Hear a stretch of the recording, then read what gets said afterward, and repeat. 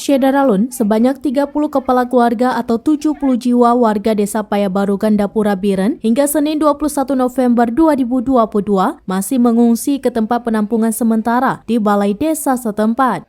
Rumah mereka masih tergenang banjir luapan Kerung Lebu Makmur Biren. Desa Payabaru, salah satu desa yang letaknya di apit perbukitan berbatasan dengan Lube, Lebu Kuta Barat dan sejumlah desa lainnya. Banjir akibat meluapnya Kerung Lebu Makmur terjadi pada Sabtu 19 November 2022 dini hari, mengakibatkan ratusan rumah terendam.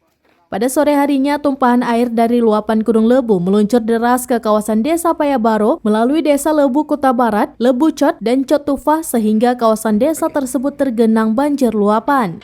Akibatnya puluhan warga terpaksa mengungsi ke pinggir perbukitan. Sementara itu jalan desa tidak bisa dilewati karena tingginya air. Hingga Senin 21 November 2022, puluhan warga masih bertahan di lokasi pengungsian. Kecik Payabaru, Azhari M. Yusuf kepada Seramnews.com pada Senin 21 November 2022 mengatakan, banjir luapan yang melanda desa mereka tumpahan dari meluapnya Kerung Lebu Makmur. Mereka mengungsi sejak Sabtu 19 November 2022 sore ke tempat penampungan sementara. Camat Gandapura Azmi kepada Seramnews.com mengatakan akses ke lokasi pengungsi awalnya tidak bisa dilakukan sama sekali karena jalan desa tergenang air mencapai 2 meter. Kemudian membuka satu jalan alternatif dari Paludama tembus ke desa Payabaru. Para pengungsi masih bertahan di tempat penampungan sementara.